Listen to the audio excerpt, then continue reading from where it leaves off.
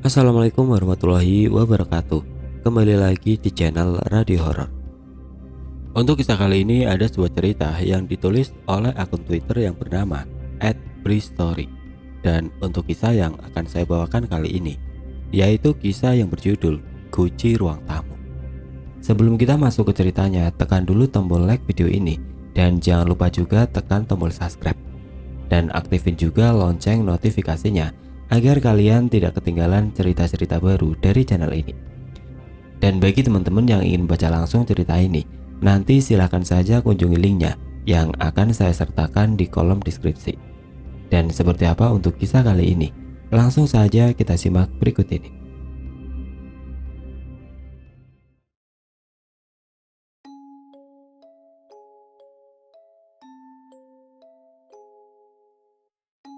Rumah seharusnya menjadi tempat teraman, bebas dari rasa takut dan cemas. Tapi ternyata nggak selalu demikian. Seperti yang dialami oleh Jessica dan keluarga, rumah mereka menjadi sumber teror menakutkan. Sekali lagi terjaga jam setengah 2 malam, penuhnya kandung kemih, memaksa aku tersadar dari tidur. Kebelet banget, nggak tahan, mau nggak mau harus pergi ke toilet. Tapi belakangan, bangun malam jadi hal yang membuatku paranoid. Apalagi ketika terpaksa harus keluar kamar. Sama seperti malam ini, tiba-tiba terbangun pengen pipis. Padahal sudah berusaha maksimal untuk menahan dan kembali tidur. Tapi nggak bisa, sudah di ujung. Aku takut dengan hal ganjil yang menyeramkan. Yang belakangan selalu terjadi ketika melintasi ruang tengah. Kebetulan toilet letaknya di depan kamar papa mama, berseberangan dengan kamarku. Jadi kalau mau ke toilet, harus menyeberang melewati ruang tengah. Kami tinggal di rumah yang cukup besar banget malah, jadi ruang tengahnya juga besar. Dari kamarku membutuhkan sekitar 15 langkah untuk sampai ke toilet. Kebayangkan besarnya. Akhirnya nggak tahan lagi, harus ke toilet. Pertama yang aku lakukan adalah menyalakan lampu kamar, supaya nggak gelap-gelap amat.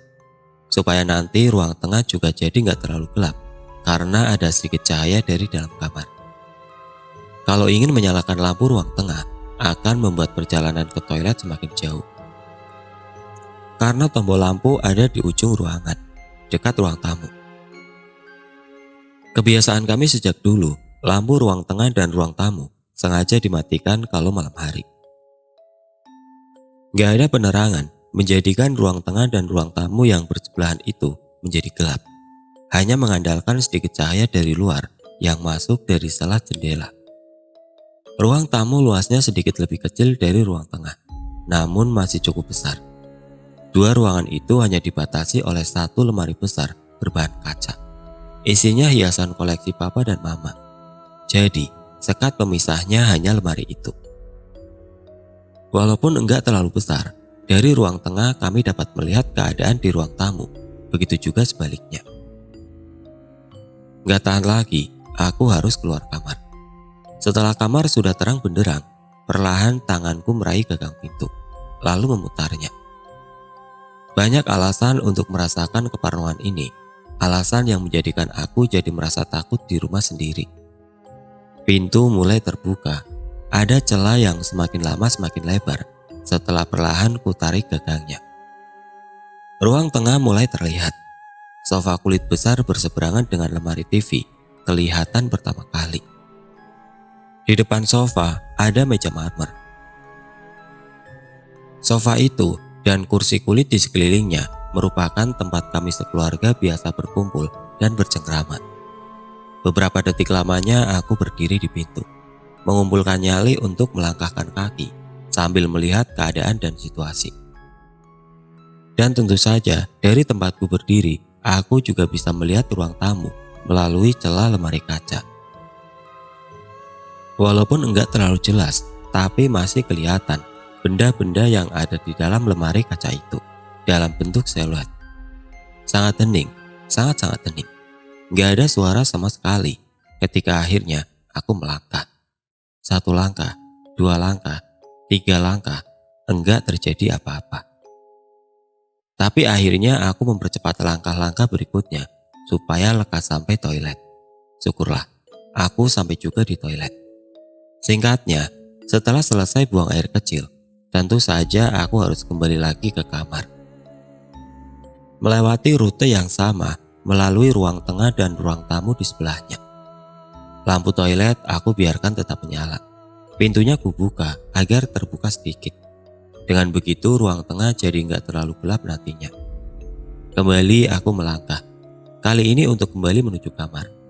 Masih sama seperti pertama tadi. Ruang tengah masih sangat-sangat hening. Hanya suara langkah kakiku saja yang terdengar menginjak upin lantai. Langkah pertama, langkah kedua, ketiga, entah pada langkah keberapa, akhirnya aku berhenti berjalan. Ada yang menarik perhatian. Sayup-sayup aku mendengar suara yang sepertinya berasal dari sebelah kiriku dari ruang tamu. Seperti suara orang bersenandung, suara perempuan yang sedang bersenandung. "Mah?" Sambil menatap ruang tamu yang dalam keadaan gelap, aku memanggil Mama. Berharap yang sedang bersenandung di ruang tamu adalah Mama. Tapi nggak ada jawaban. Lagi pula, ngapain juga Mama sendirian di ruang tamu tengah malam, bersenandung pula. Bersamaan dengan itu, aku juga mencium wangi khas. Bau wangi minyak kayu putih. Baunya samar, tapi indera penciumanku gak mungkin salah. Ini bau minyak kayu putih. Lalu, aku mulai memincingkan mata memperjelas penglihatan. Dari sela-sela lemari kaca, akhirnya samar aku dapat melihat kalau ternyata ada sesuatu di ruang tamu. Beberapa detik berlalu, penglihatanku semakin jelas menangkap sesuatu. Ternyata, ada seseorang yang sedang duduk di ruang tamu. Duduk di kursi yang letaknya berada persis di sebelah pintu utama. Kursi yang menghadap ruang tengah, menghadap ke aku. Masih diam terpaku ketika penglihatan semakin lama semakin jelas menangkap bentuk sosok di ruang tamu itu. Dibantu sedikit serpihan cahaya dari luar, aku melihat yang sedang duduk itu adalah sosok perempuan dengan rambut terurai panjang. Rambutnya berwarna putih semua seperti uban. Aku semakin merinding ketakutan ketika tersadar kalau ternyata suara bersenandung yang sejak tadi terdengar sepertinya memang berasal dari sosok perempuan itu. Seperti tersentak, aku tersadar, lalu cepat-cepat lari masuk ke kamar. Setelah sudah di dalam kamar, aku langsung mengunci pintu. Bisakah tidur setelah itu? Gak bisa. Aku terus terjaga sampai pagi menjelang. Karena terus terdengar suara senandung sosok perempuan itu dari luar kamar. Sesekali diselingi tawa cekikan ringkih tertahan. Aku Jessica, perempuan berusia 25 tahun. Karyawan swasta yang berkantor di Jakarta Barat. Masih tinggal bersama orang tua. Rumah kami di daerah Petukangan, Jakarta Selatan. Papaku seorang pengusaha sukses. Bisnisnya cukup besar. Oleh karena itu, dia mampu memiliki beberapa rumah yang tergolong besar dan mewah. Salah satunya ya rumah yang kami tinggali ini. Walaupun enggak bertingkat, tapi rumah ini sangat besar dan luas. Kami tinggal bertujuh, Mama, Papa, aku, Jo adikku, dan nenek, ibu dari Papa. Ditambah dengan satu orang asisten rumah tangga dan satu perawat yang mengurus nenekku. Selama bertahun-tahun tinggal di rumah ini, kami belum pernah mengalami hal-hal aneh yang menyeramkan. Semuanya berjalan normal dan baik-baik saja. Sampai akhirnya, sejak pertengahan tahun 2017, kami mulai merasakan banyak keanehan, kejanggalan, sampai menyeramkan. Awalnya ketika pada suatu hari, nenek pulang ke rumah dengan membawa sesuatu. Dia membawa guci. Guci yang nenekku bawa pulang ini setinggi kira-kira setengah meter dengan diameter 40 cm. Nyaris bulat bentuknya, ada tutup di lubang atasnya. Tutup yang bentuknya menyerupai topi. Nenekku ini waktu itu umurnya sudah 86 tahun.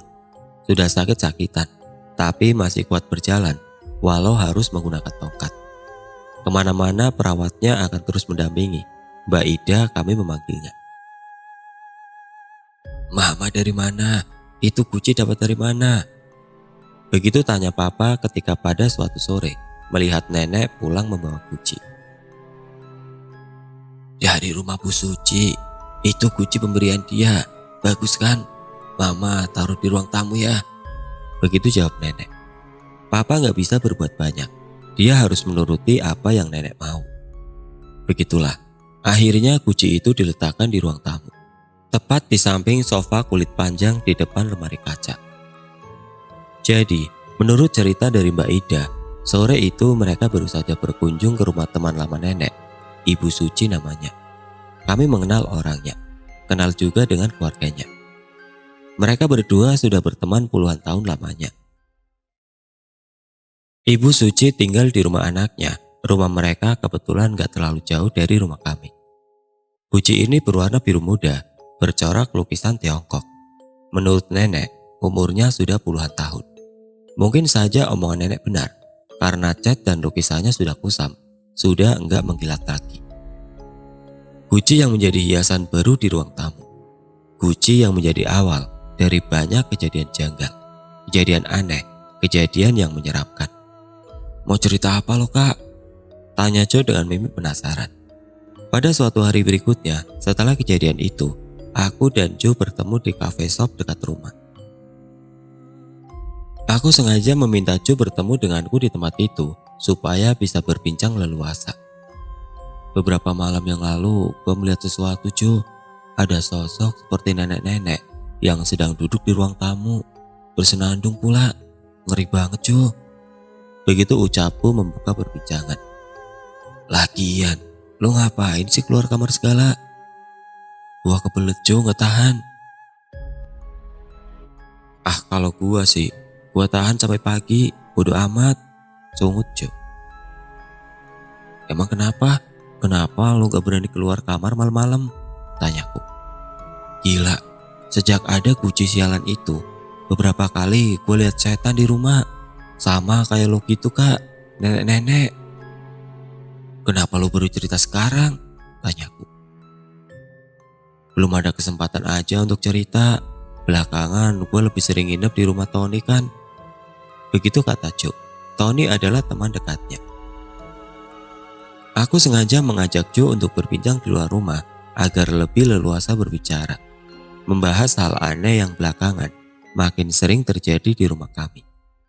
Benar saja, perbincangan jadi semakin seru. Akhirnya Jo cerita semuanya. Cerita tentang banyak kejadian seram yang belakangan sering menimpanya. Pernah pada suatu hari, ketika Jo baru saja pulang kuliah, dia mengalami kejanggalan di rumah. Peristiwa ini terjadi hanya beberapa hari setelah nenek membawa pulang guci. Menurut Jo, waktu itu sore menjelang malam, sekitar jam 5:30. Seperti biasa, setelah memarkirkan mobilnya di garasi, Jo masuk rumah lewat pintu samping yang menuju langsung ke dapur. Enggak lewat pintu depan. Posisi kamar Jo tepat di sebelah kanan kamarku. Kamar kami bersebelahan, berseberangan dengan kamar mama papa dan kamar nenek. Dapur letaknya di belakang, dekat taman belakang. Dari sinilah biasanya kami masuk. Jarang banget kami masuk lewat pintu depan. Oh ya, sebelum masuk tadi, ketika masih di dalam mobil, sebenarnya ada yang membuat Jo bertanya-tanya. Dia melihat pintu depan gak tertutup rapat seperti biasanya, sedikit terbuka. Melihat hal itu, Jo penasaran. "Itu kenapa pintu kebuka?" dalam hati Jo berkata. Tapi gak terlalu ambil pusing, Jo tetap masuk lewat pintu samping. Setelah sudah di dalam, dari dapur Jo harus melewati ruang tengah untuk sampai di kamarnya. Nah, ketika sedang berjalan di ruang tengah inilah, Jo melihat ada orang yang sedang duduk di ruang tamu. Waktu itu ruang tamu masih gelap. Mbak Wati ART kami belum menyalakan lampunya. Tapi walaupun begitu, Jo masih bisa melihat ruang tamu dengan jelas. Sedikit memperlambat langkah, Jo memperhatikan sosok yang sedang duduk di ruang tamu. Seorang perempuan tua, rambut putihnya diikat membentuk sanggul, berpakaian gelap, Dia duduk manis menghadap ruang tengah, menghadap ke Jo. Lalu beberapa detik mereka berpandangan. Saling bertatap muka, perempuan tua itu tersenyum ketika Jo tersenyum duluan. Tamunya nenek kali, begitu pikir Jo dalam hati, lalu meneruskan langkah menuju kamarnya. Sesampainya di kamar, Jo merebahkan tubuh di atas tempat tidur. Pintu kamar masih dalam keadaan terbuka, memang sengaja dibiarkan seperti itu. Gak lama kemudian sambil rebahan, Jo mengernyitkan dahi. Dia melihat sesuatu di ruang tengah karena pintu kamar dalam keadaan terbuka. Jo melihat kalau perempuan tua yang tadi duduk di ruang tamu sedang berjalan di ruang tengah.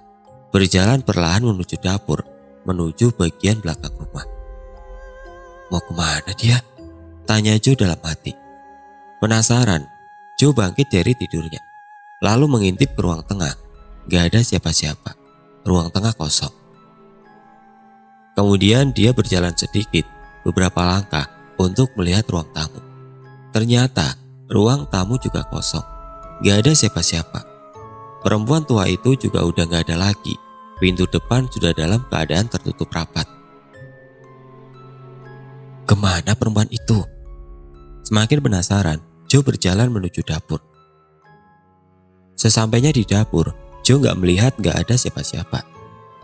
Gak ada perempuan tua itu juga. Dari situ, Jo dapat melihat taman belakang melalui jendela. Di sana, Mbak Wati sedang bermain dengan kucing-kucing peliharaan kami. Mbak, itu lampu-lampu dinyalain semua dong. Udah gelap semua nih. Jo memanggil Mbak Wati. Iya mas, jawab Mbak Wati. Di ruang tengah, Jo dan Mbak Wati berpapasan. Mbak, tadi ada tamu di ruang tamu, siapa ya? Tamunya papa atau temannya nenek? Tanya Jo penasaran. Ya apa ya mas, dari jam 2 tadi saya sendirian di rumah. Nenek sama Mbak Ida sedang ke rumah sakit bareng ibu.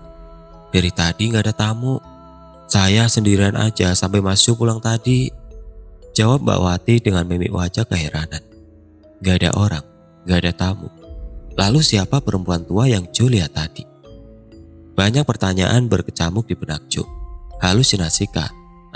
Sepertinya gak mungkin. Karena jelas-jelas Jo bertatapan dan saling melempar senyum dengan perempuan itu tadi. Aneh. Terus ada lagi kak, 2 minggu atau 3 minggu kemudian, gua lupa pastinya, ada kejadian yang sangat menyeramkan. Masih di tempat dan waktu yang sama, Jo melanjutkan ceritanya. Kali ini mimik yang semakin serius. Kejadian apa deh? Ayo ceritain semuanya. Aku semakin penasaran. Benang merah antara ceritaku dan cerita Jo semakin jelas kelihatan. Lalu dia mulai bercerita. Di hari itu, Jo pulang malam. Seharian dia bergelut dengan kegiatan perkuliahan. Setelah itu nongkrong bersama teman-temannya sampai larut. Sekitar jam 12:30 malam, dia sampai di rumah. Seperti biasa, Jo masuk lewat pintu samping, melalui dapur, lalu ke ruang tengah. Baru kemudian sampai kamarnya. Dapur dan ruang tengah sudah dalam keadaan gelap. Hanya sedikit cahaya dari luar yang menyusup masuk memberikan serpihan sinar redup. Sudah sangat lelah, Jo berniat untuk langsung masuk kamar dan tidur.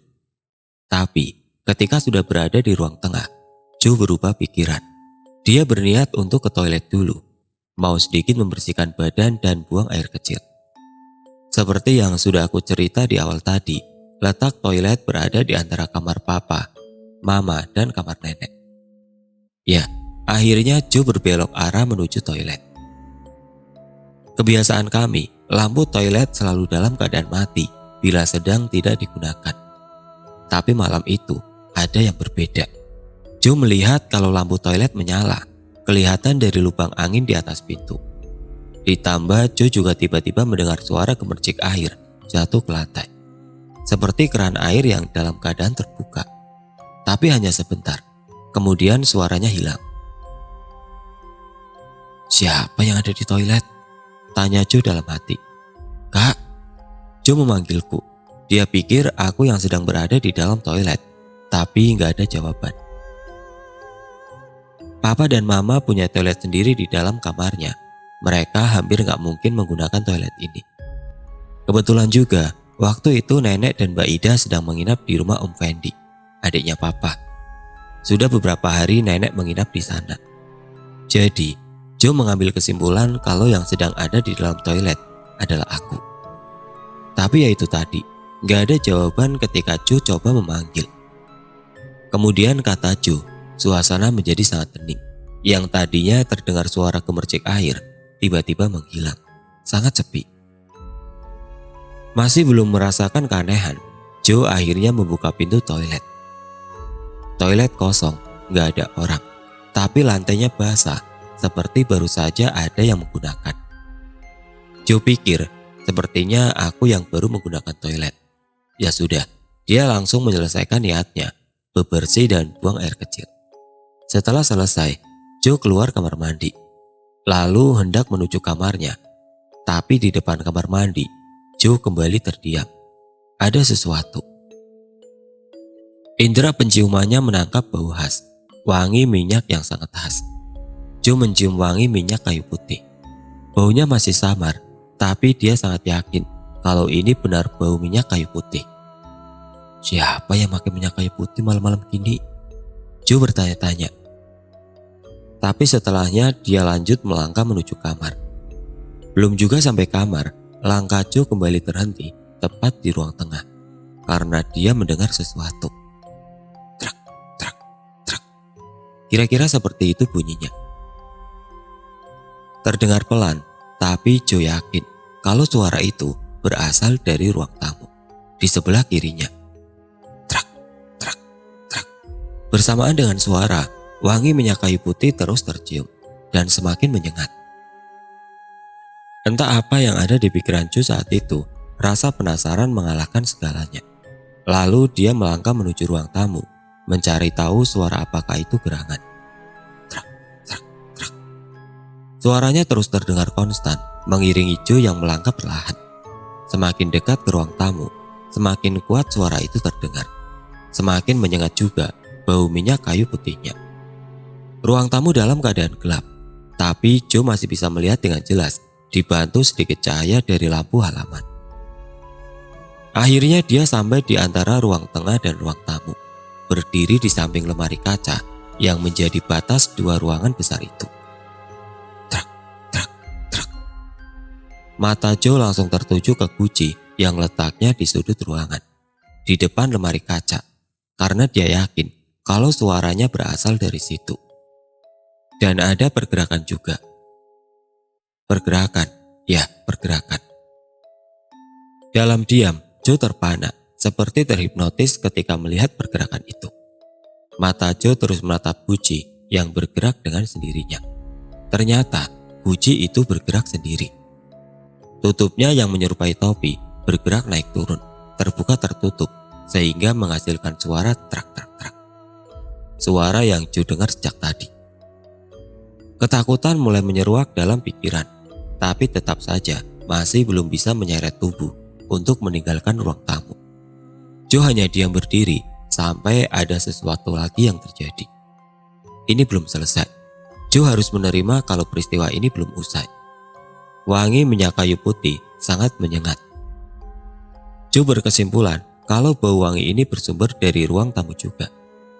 Seketika suara guci berhenti karena memang kucinya juga sudah diam, enggak bergerak lagi. Tapi Joe belum bisa bernapas lega karena tiba-tiba muncul suara lain. Ada suara orang bersenandung, ada perempuan yang sedang bersenandung, pelan tapi terdengar jelas. Joe yakin kalau senandung itu berasal dari ruang tamu juga. Terus diiringi dengan wangi minyak kayu putih, pandangan Joe menyapu semua sudut ruang tamu. Beberapa detik kemudian, Joe baru sadar kalau sejak tadi dia enggak sendirian. Ternyata ada yang sedang duduk di kursi dekat pintu. Joe dapat melihatnya dengan jelas karena sosok itu tersiram cahaya lampu teras yang menembus tirai jendela. Sosok perempuan tua, rambut putihnya tergerai panjang menjuntai, nyaris menutupi seluruh tubuhnya. Gak bisa menjerit, sesak untuk bernafas. Joe gemetar memandang wajah pucat perempuan itu. Ternyata benar, dia yang bersenandung. bersenandung sambil terus tersenyum. Kepalanya juga bergoyang pelan ke kanan dan ke kiri. Sungguh pemandangan yang sangat menyeramkan. Cukup lama Jo diam memperhatikan semuanya, sampai akhirnya dia seperti tersadar. Lalu perlahan bisa menggerakkan kaki untuk melangkah mundur, meninggalkan ruang tamu, lalu berlari masuk ke kamarnya.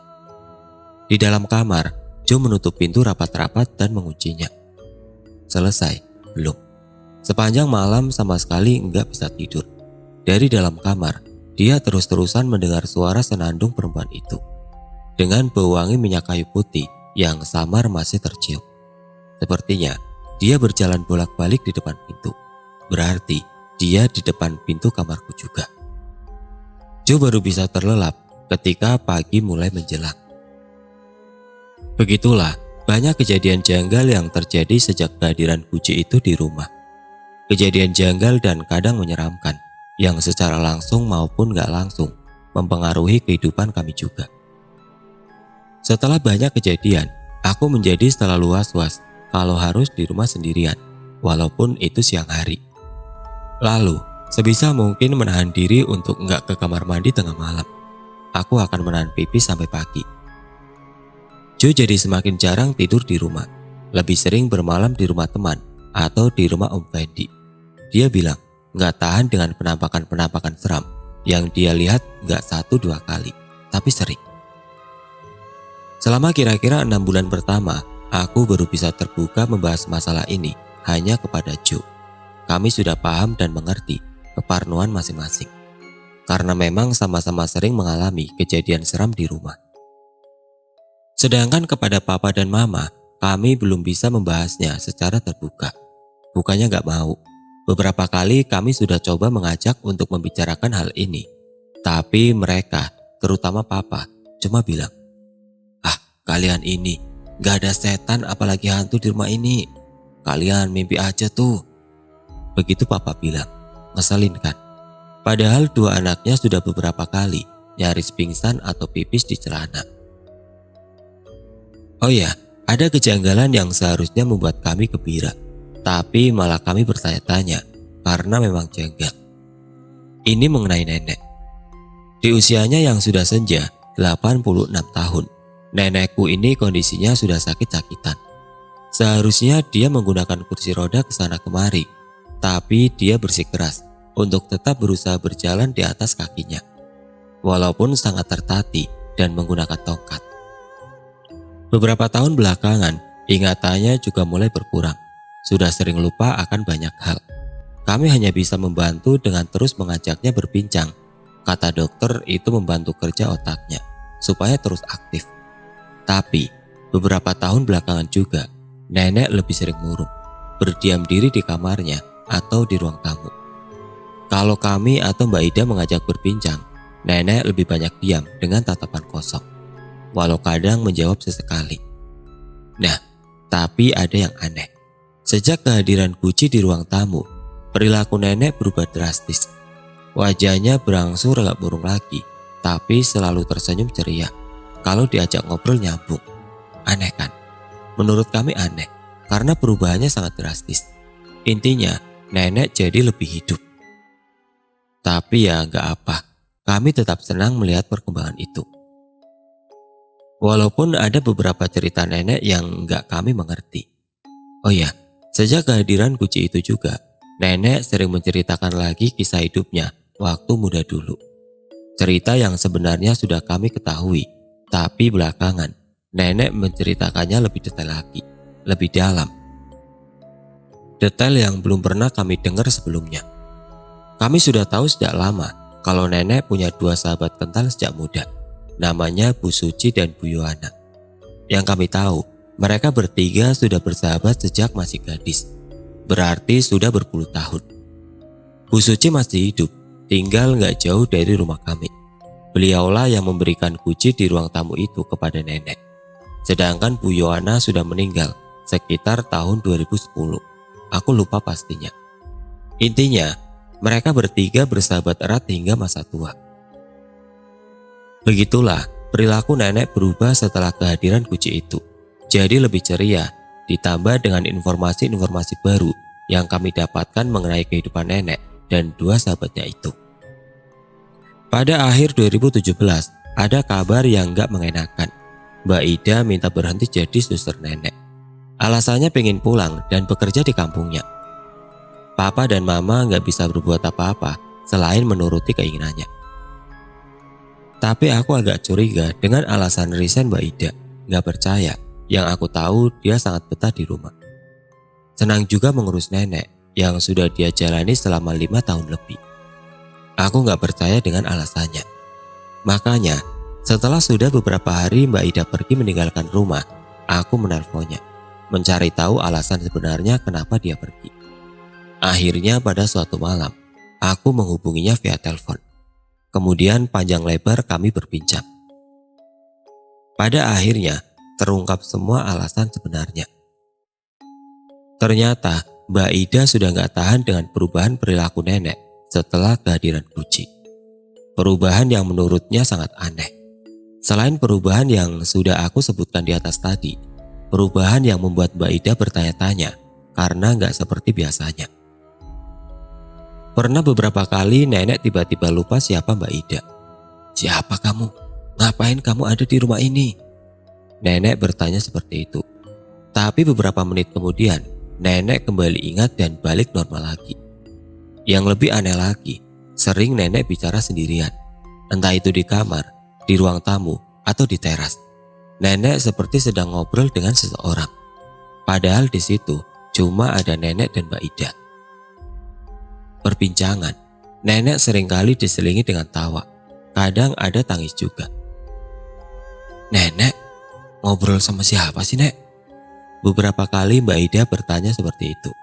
Setelahnya jawaban nenek sedikit mengagetkan. "Kamu gak usah ganggu. Ini saya lagi ngobrol sama teman lama. Yohana, kamu kan sudah kenal. Sana bikinin minum buat Yohana." Begitu jawab nenek. Tentu saja Mbak Ida kaget mendengarnya. Karena saat itu hanya ada mereka berdua. Hanya ada nenek dan Mbak Ida. Gak ada siapa-siapa lagi. Dan juga yang Mbak Ida tahu, Ibu Yohana kan sudah lama meninggal. Nenek selalu berbicara seperti itu. Dia bilang sedang berbincang dengan Ibu Yohana. Kejadian itu sering terjadi. Lama-kelamaan Mbak Ida menjadi terbiasa dan perlahan mulai bisa menganggapnya nggak aneh lagi. Tapi lama-kelamaan juga Mbak Ida merasa kalau keadaan ini semakin menjadi. Membuatnya mulai merasa sedikit ketakutan. Ada kejadian yang benar-benar aneh. Pada suatu hari, ketika di rumah hanya ada Mbak Ida, nenek dan Mbak Wati. Mbak Wati berada di kamarnya. Nenek di ruang tengah sedang duduk di atas kursi goyang kesayangan sambil menonton TV. Sedangkan Mbak Ida sedang membereskan kamar nenek. Lalu dari dalam kamar, beberapa saat kemudian, tiba-tiba sayup Mbak Ida mendengar suara nenek ngomong sendirian. Pelan tapi tetap terdengar. Gak aneh, hal ini sudah biasa terjadi belakangan. Nenek bicara sendirian, seperti sedang berbincang dengan seseorang, tapi gak ada lawan bicaranya. Gak memusingkan akan hal itu, Mbak Ida memutuskan untuk lanjut membereskan kamar. Nenek terus bicara sendirian di ruang tengah, berlangsung agak lama. Cukup lama, sampai akhirnya ada yang membuat Mbak Ida harus menghentikan kegiatannya. Karena merasakan sesuatu. Bukan merasakan, tapi mendengar. Sayup-sayup, Mbak Ida mendengar suara perempuan yang sepertinya jadi lawan bicara nenek. Lawan bicara nenek? Bukannya nenek sedang sendirian? Nah, itu anehnya. Gak mungkin, kan nenek sedang sendirian di ruang tengah. Begitu pikir Mbak Ida. Tapi suara itu jelas kedengeran. Mungkin itu Mbak Wati. Lagi-lagi Mbak Ida bertanya dalam hati. Tapi bukan. Suara Mbak Wati bukan seperti itu. Dia yakin. Walaupun begitu, Mbak Ida belum juga berniat untuk melihat ke ruang tengah untuk memastikan. Karena belum selesai membereskan kamar. Hingga akhirnya, Mbak Ida benar-benar harus menghentikan kegiatannya. Lalu memutuskan untuk mengintip ke ruang tengah. Penasaran, karena nenek dan sang lawan bicara. Semakin keras bicaranya, diselingi dengan tawa terkekeh. Perasaan semakin gak karuan ketika belakangan Mbak Ida mampu menangkap beberapa baris kalimat percakapan mereka. "Yohana, kamu tahu nggak, sejak kamu sering main ke sini, aku jadi ada teman ngobrol, gak sepi lagi," begitu kata nenek. "Iya Yes, aku juga senang bisa ngobrol sama kamu lagi," begitu balas lawan bicara nenek. Yesi adalah nama nenekku. Ketakutan dan rasa cemas Mbak Ida semakin mempuncak karena nenek menyebut Yohana sebagai lawan bicaranya.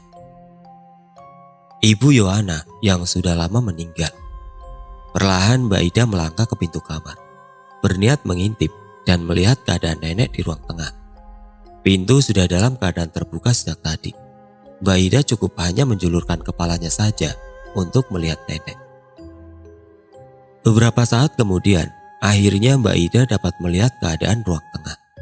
Melihat nenek yang sedang duduk di kursi goyangnya. Nenek menghadap TV yang letaknya di depan kamar yang sedang dibereskan oleh Mbak Ida. Jadi nenek juga menghadap pintu di mana Mbak Ida sedang mengintip. Nenek yang seharusnya sedang sendirian. Mbak Ida terpaku. Dia ketakutan. Jantungnya seperti berhenti berdetak. Karena melihat kalau ternyata nenek enggak sendirian. Di sampingnya duduk satu orang perempuan lagi. Perempuan tua yang sepertinya seumuran dengan nenek. Perempuan itu duduk di atas sofa ruang tengah. Rambut putihnya terurai panjang. Mengenakan pakaian terusan berwarna gelap. Wajahnya keriput, kelihatan pucat. "Ida, sini. Saya kenalkan dengan Yohana. Sahabat saya yang sering saya ceritakan itu loh. Sini dah." Begitu kata nenek. Menyebut nama Yohana sembari memperkenalkan teman bicaranya di ruang tengah. Sontak Mbak Ida langsung menarik wajahnya. Masuk lagi ke dalam kamar, duduk di atas tempat tidur. Dia ketakutan karena nenek memperkenalkan Ibu Yohana sebagai lawan bicaranya. Ibu Yohana yang sudah lama meninggal. Ibu Yohana sedang duduk di ruang tengah, sedang berbincang dengan nenek. Peristiwa yang sungguh sangat menakutkan. Tapi bukan itu yang membuat Mbak Ida memutuskan untuk berhenti bekerja. Tapi ada peristiwa yang lebih menyeramkan lagi. Begini ceritanya. Pada suatu malam Mbak Ida kaget karena melihat nenek gak ada di atas tempat tidurnya. Sontak dia langsung panik dan mulai mencari di mana keberadaan nenek. Keluar kamar, memeriksa ruang tengah terlebih dahulu. "Nek," dengan suara pelan, Mbak Ida memanggil nenek di ruang tengah. Suara pelan karena gak mau membangunkan seisi rumah. Gak ada jawaban. Gelapnya ruang tengah masih kelihatan kalau di situ kosong. Gak ada nenek. Mbak Ida lalu lanjut melangkah menuju ruang tamu, tempat di mana nenek biasa duduk juga. Ketika semakin mendekat ruang tamu, Mbak Ida memperlambat langkah. Dari sela-sela lemari kaca, Mbak Ida melihat sesuatu di ruang tamu. Mbak Ida melihat ada seseorang di ruang tamu. "Nek!" Sekali lagi Mbak Ida memanggil nenek, namun tetap tidak ada jawaban. Tapi walaupun rasa takut sudah mulai meraja, Mbak Ida tetap harus terus melangkah ke ruang tamu. Dia yakin kalau itu nenek yang sedang duduk di situ. Sampai akhirnya Mbak Ida benar-benar sampai ruang tamu. Dan benar, ada nenek di situ. Tapi nenek enggak sendirian. Dia ditemani seseorang. Seseorang perempuan tua yang Mbak Ida sudah pernah lihat sebelumnya. Perempuan tua yang nenek sebut sebagai Ibu Yohana. Mereka berdua hanya duduk diam, saling memandang dalam senyap. Mereka juga sepertinya nggak menyadari akan kehadiran Mbak Ida yang masih saja berdiri terpaku, hanya memandang keadaan itu. Entah muncul keberanian dari mana, akhirnya Mbak Ida bersuara. "Nek, ayo ke kamar lagi nek. Ini masih malam." Begitu kata Mbak Ida. "Gak mau, saya masih mau ngobrol dengan Yohana." Begitu jawab nenek, tanpa memandang Mbak Ida. Tapi ada yang sangat menyeramkan. Tiba-tiba, Ibu Yohana mulai mengarahkan pandangannya ke arah Mbak Ida. Ibu Yohana memandang Mbak Ida. Dalam remang cahaya, Mbak Ida masih dapat melihat wajah Ibu Yohana. Wajahnya pucat, lingkar matanya berwarna gelap. Yang paling menakutkan, di wajah keriputnya Ibu Yohana tersenyum tipis dengan ekspresi datar, sangat menyeramkan. Sambil mulai menangis ketakutan, akhirnya Mbak Ida perlahan mendekat ke nenek, memapahnya untuk berdiri, lalu berjalan kembali ke dalam kamar. Dalam prosesnya, Ibu Yohana yang masih saja duduk di hadapan terus memandang Mbak Ida dengan senyum seramnya. "Yohana, saya tidur dulu ya," begitu kata nenek. Air mata ketakutan terus menetes membasahi pipi Mbak Ida ketika dia terus memapah nenek dalam perjalanan menuju kamar. Sayup-sayup, Mbak Ida mendengar suara Ibu Yohana bersenandung dari ruang tamu. Senandung yang menyeramkan. Sesampainya di kamar, nenek langsung tertidur pulas. Sementara Mbak Ida terus terjaga sepanjang malam mendengarkan senandung Ibu Yohana sampai pagi menjelang. Peristiwa itulah yang akhirnya membuat Mbak Ida memutuskan untuk berhenti kerja. Dia enggak tahan lagi. Mendengar ceritanya, aku bisa mengerti. Setelah kepergian Mbak Ida, aku hitung sudah 3 kali kami sudah mendatangkan suster pengganti. Tapi ketiganya hanya sebentar. Yang paling lama bertahan hanya 2 minggu. Yang lainnya hanya hitungan hari. Mereka berhenti dengan alasan masing-masing. Aku dan Josie bisa menebak kenapa mereka nggak ada yang bertahan lama. Sampai akhirnya kami memutuskan untuk bergantian menjaga nenek selama belum ada yang menggantikan posisi Mbak Ida. Tapi Tuhan berkehendak lain. Pertengahan tahun 2018, nenek meninggal dunia. 3 bulan sebelum meninggal, penyakit yang diderita sejak lama kambuh lagi dan berangsur parah. Waktu itu kami hanya bisa pasrah berserah, berharap yang terbaik untuk nenek. Tapi ya itu, kehendak Tuhan membuat nenek harus kembali ke pangkuannya. Rumah jadi semakin kosong semenjak kepergian nenek. Sepi rasanya. Ditambah lagi beberapa bulan setelahnya, Mbak Wati bilang kalau dia mau berhenti kerja. Sama seperti Mbak Ida dulu. Dia bilang mau pulang kampung.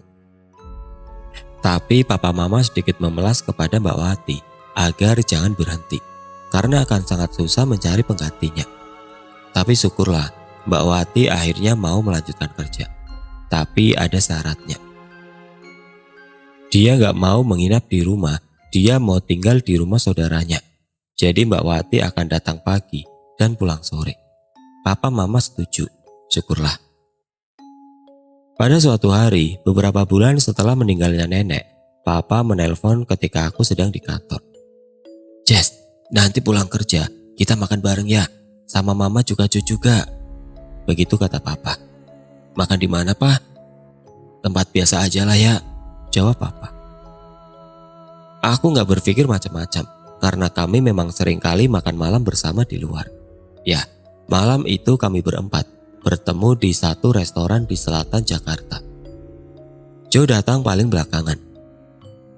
Ketika aku, papa dan mama sudah kumpul sejak jam 7 tadi.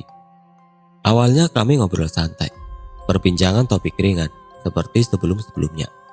Tapi suasana berubah ketika papa akhirnya mengangkat satu tema.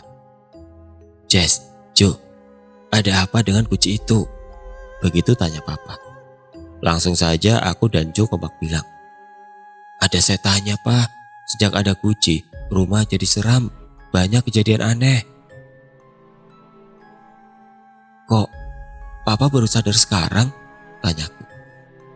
"Sebenarnya bukan kalian doang. Papa mama juga beberapa kali merasakan kejadian aneh di rumah. Sebelum nenek meninggal juga, papa sering mengelak karena gak mau membuat kalian ketakutan juga." Begitu jawab papa. Berikutnya papa dan mama cerita semua, cerita tentang kejadian seram yang mereka alami di rumah. Kejadian-kejadian yang sungguh membuat mereka berdua jadi amat sangat ketakutan.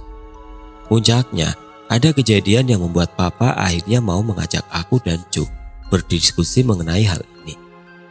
Beberapa hari sebelumnya, di tengah malam buta, papa dan mama terbangun dari tidurnya. Terbangun karena mereka mendengar sesuatu di ruang tengah. Ada suara tawa cekikikan. Tawa cekikikan yang sepertinya bersumber dari 2 orang. Di dalam kamar, mereka sangat ketakutan. Sampai akhirnya, Papa mendengar suara nenek. Suara nenek memanggil namanya dari ruang tengah. "Tony, kesini Ton. Mami ada perlu." Begitu kata nenek. Nenek yang sebenarnya sudah meninggal beberapa bulan sebelumnya. Rasa penasaran yang akhirnya membuat Papa memberanikan diri untuk membuka pintu kamar, lalu melihat ke ruang tengah. Di ruang tengah, ternyata Papa melihat ada nenek yang sedang duduk di kursi goyang, ditemani dengan sahabatnya Ibu Yohana yang duduk di sebelahnya. Dua orang sahabat yang sudah meninggal semuanya, mereka duduk berbincang di ruang tengah. Peristiwa itulah yang akhirnya membuat Papa dan Mama mau membahas akan hal ini. "Coba kamu tolong tanya ke keluarga Bu Suci, ada apa dengan kunci itu? Kan nenek bilang dia dapat kunci itu dari Ibu Suci." Papa menyuruh aku dan Joe untuk datang ke rumah Ibu Suci dan mencari informasi tentang kunci itu. Gak lama, keesokan harinya, aku dan Joe langsung datang ke rumah Ibu Suci. Di rumahnya kami disambut dengan anak Ibu Suci, Bu Dewi namanya. Kebetulan waktu itu Ibu Suci sedang tidak ada di rumah. Dia sedang tinggal di rumah anaknya yang lain di luar kota. Tapi dari Ibu Dewi ini, kami mendapatkan banyak informasi yang mengejutkan. Jadi benar, tahun lalu saya lupa tepatnya, Ibu Yesi datang berkunjung ke sini, silaturahmi dengan mama saya. Begitu Bu Dewi bilang. Singkatnya, pertemuan mereka selesai, diakhiri dengan nenek yang pulang membawa kunci. Bu Dewi bilang juga, kalau sejak ada kunci itu di rumahnya, Ibu Suci jadi berperilaku aneh, sering bicara sendirian. Nah, pada akhirnya, perbincangan nenek dengan Bu Suci, Bu Dewi sempat mendengar kalau nenek bilang begini. "Kalau begitu, saya pinjam kuncinya ya, saya juga kangen dengan Yohana." Begitu nenek bilang. "Ya sudah, bawa saja kuncinya Yes," jawab Bu Suci. Akhirnya nenek membawa pulang kunci itu ke rumah. Begitulah awalnya. Lalu dari mana Bu Suci mendapatkan kunci itu? Menurut Bu Dewi, ternyata kunci itu didapat atas pemberian dari keluarga Bu Yohana. Ibu Suci sendiri yang memintanya ketika datang berkunjung ke rumah keluarga Ibu Yohana. Jadi, ternyata kunci itu adalah tempat abu sisa pembakaran jenazah Ibu Yohana. Cukup lama abu jenazah berada di dalam kunci, sampai akhirnya beberapa tahun setelah kematian Ibu Yohana, keluarga menemukan surat wasiat yang ditulis almarhum Ibu Yohana. Dalam surat wasiatnya, almarhum meminta kalau abu jenazahnya dibuang ke laut saja, jangan disimpan. Tentu saja keluarga harus melaksanakan permintaan ini. Lalu mereka membuang abu jenazah Ibu Yohana di laut Kepulauan Seribu. Salahnya, kunci nggak ikut dibuang, malah dibawa pulang. Jadi begitulah sejarah kunci itu. Kunci yang dulunya jadi tempat penyimpanan abu jenazah sahabat almarhum nenek Ibu Yohana. Begitulah kisah tentang kunci yang ada di rumah keluarga Jessica.